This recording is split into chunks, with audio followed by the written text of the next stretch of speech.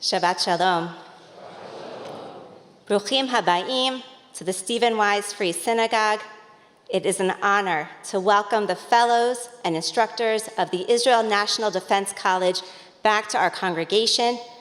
For those of you who might not know, sitting among you are 58 of the elite members of Israel's national security apparatus, representing the military, the police force, the intelligence services, and members of the diplomatic corps.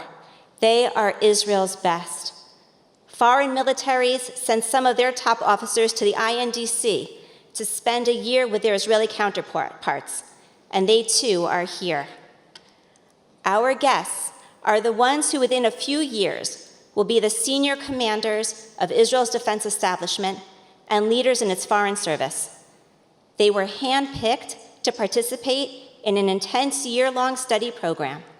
Away from their field commands, they have the time and the space to think and to learn about anything and everything that may impact on their future leadership, including understanding America and our Jewish community better, which is what brings them here this evening. Leading the INDC and joining us here is Major General Itai Veruv. Itai, we are pleased to welcome you back to our community, and I understand we wish you a mazel tov on your upcoming retirement.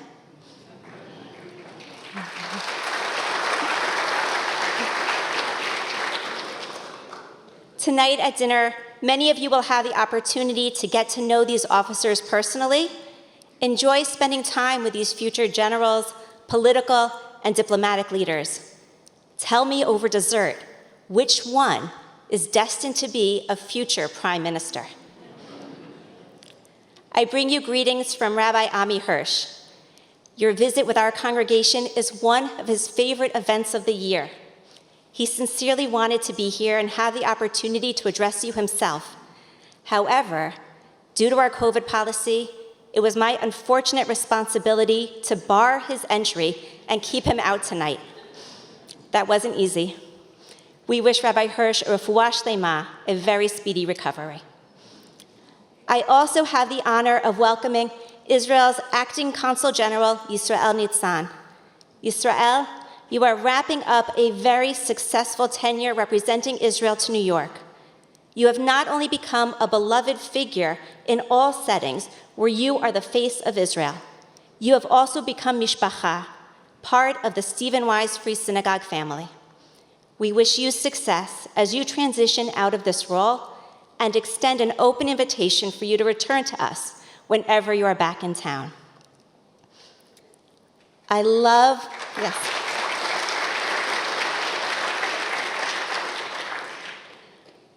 looking out from this pulpit and seeing men and women in uniform. It's not a common sight in an American congregation. I'm partial to the uniform because I, too, served as an officer. I was the chaplain in the U.S. Air Force Reserve. One of the most moving experiences for me when I was in uniform was hearing from civilians, "Thank you for your service." So much is expressed in that short phrase. It's a statement that honors the values and mission of our country and our military. It's also a recognition that with a small minority of Americans volunteering to serve, this phrase honors the commitment we have made and the sacrifice that comes along with donning the uniform. Tonight, I say to you, thank you for your service.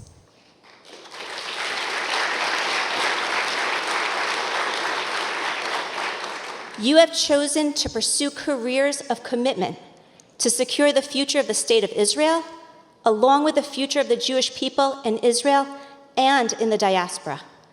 At Stephen Wise, we honor you and your sacrifice and express our gratitude and pride that you wear Israel's national uniform.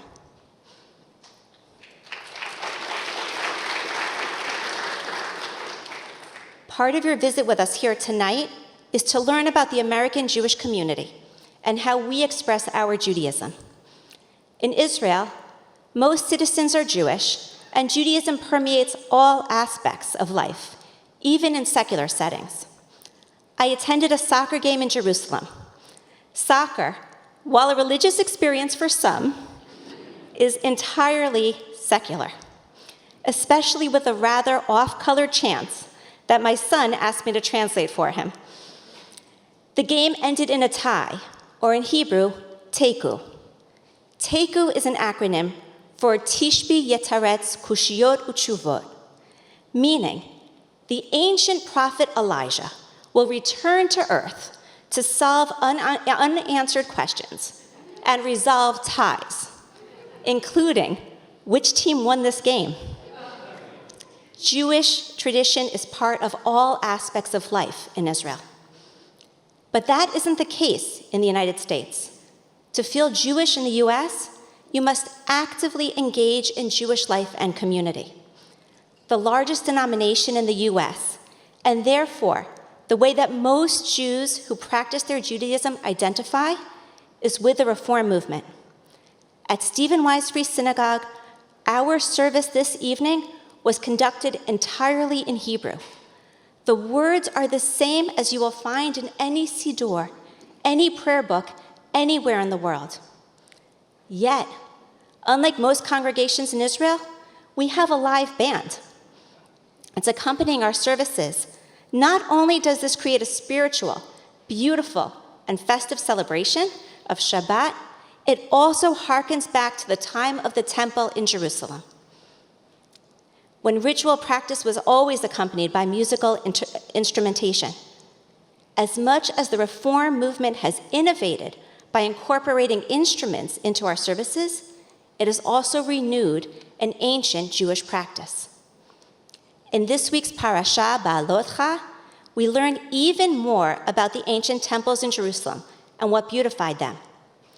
The Torah portion opens with instructions for building the menorah, which could be placed in the tabernacle, the Mishkan, and ultimately was featured in the first and second temples in Jerusalem.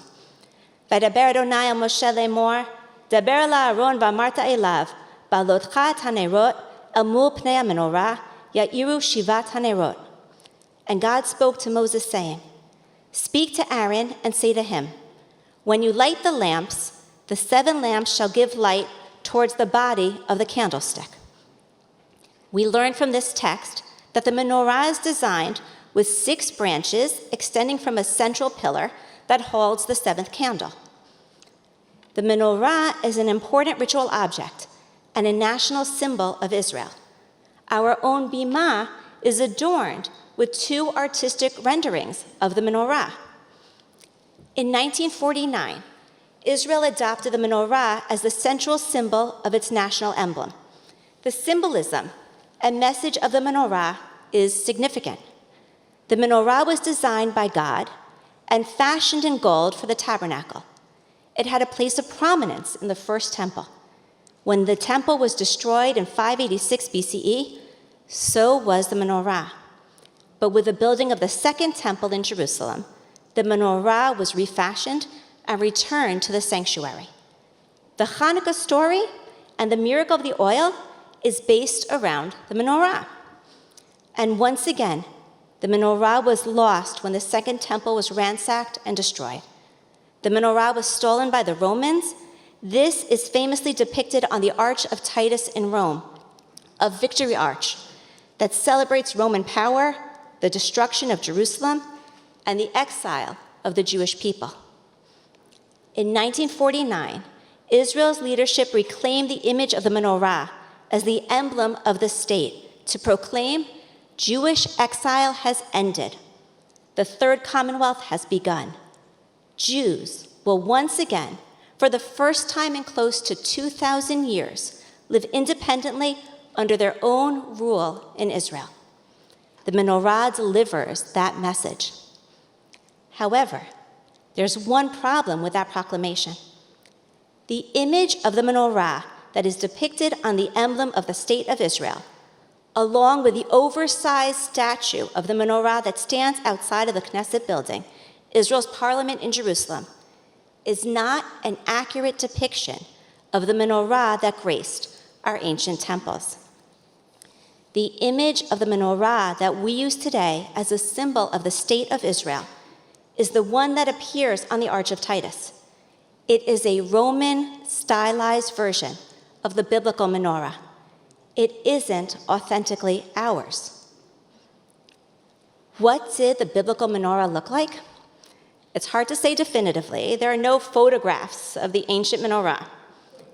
The Rambam, Maimonides, the famous scholar in Egypt at the end of the 12th century, depicts the menorah with straight branches coming out diagonally from a central pillar.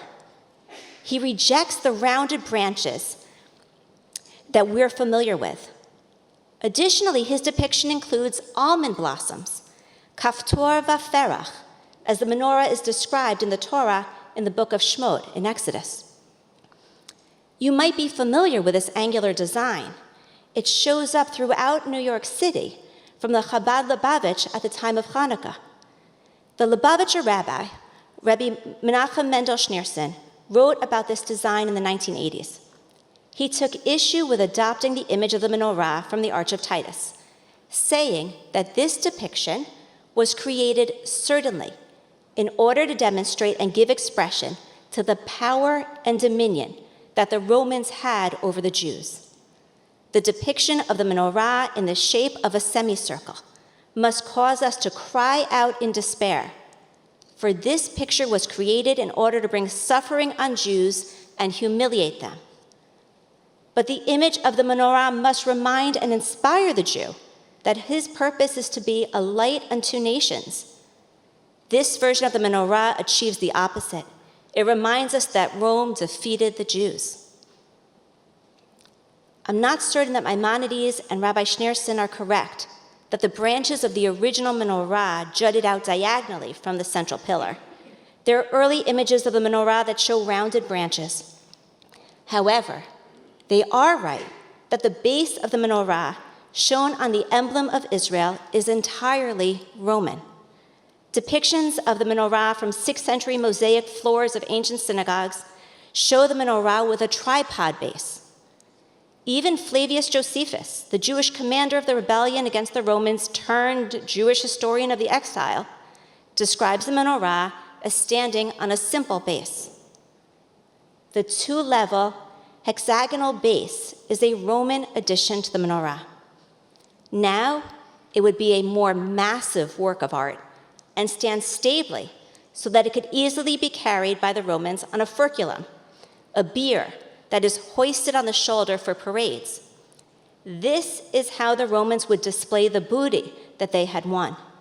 And it is this version of the menorah with a large and steady base that is depicted on the Arch of Titus and on the emblem of the State of Israel. Artistically, the Roman addition might very well represent an improvement to the menorah. It's more appealing to the eye, it stands stronger and higher, it's more imposing. But why did the founders of the newly independent State of Israel use this image, one that represents the degradation of the Jewish people, as a depiction of Israel's independence and sovereignty? Surely, a rejection of the Arch of Titus would have been more fitting. Or would it? Judaism places tremendous value in remembering our history. We are not a culture that rewrites our past to skip over our pain, our suffering, and even our transgressions. We use the word zachor throughout the year. Remember. We remember how Amalek attacked us in the desert after the Exodus. We remember the victims of the Holocaust. We remember at Yizkor the loss of our loved ones.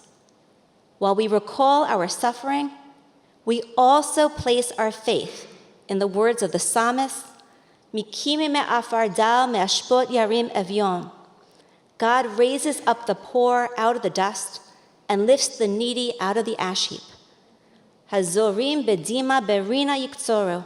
Those who sow in tears will reap in joy. The founders of the modern State of Israel would not rewrite the ancient message of the Arch of Titus. Yes, Jerusalem was destroyed. Her people were exiled, and they were paraded before the ancient world as captives. Yet long after ancient Rome fell, the Jewish people live on. This was poignantly depicted when in 1948, survivors of the Holocaust carrying signs of support for the new State of Israel and waiting to make Aliyah to establish their lives anew in Israel, walked in symbolic protest backward underneath the Arch of Titus. Their protest declared an end to the Jewish people's degradation and exile. By reclaiming the menorah, taking the image from the Arch of Titus and placing it outside the Knesset, the seat of government in Jerusalem, Israel embraces her past and the myriad ways that the diaspora and periods of exile have shaped the Jewish people today. By reclaiming this menorah, the image of the defeat and captivity of the Jewish people, Israel proclaims that she is empowered and required to secure her borders, defend against attack, and keep the Jewish people safe. The Third Commonwealth will not end in destruction and exile. It will flourish for centuries to come. And the menorah tells us the importance of Rabbi Schneerson's exhortation. The menorah was not simply a work of art, some Judaica that graced the temple. It has purpose and power. It is placed at the center of Jewish life and at the seat of government because the menorah counters darkness with light. It serves as a constant reminder to those in power today. We are commanded to be an or lagoyim, a light to all other nations. The menorah tells those in power they are obligated to lead morally, justly, with dignity, and with honor. May you and all of Israel's leaders be guided by the awesome responsibility contained in the message of the menorah.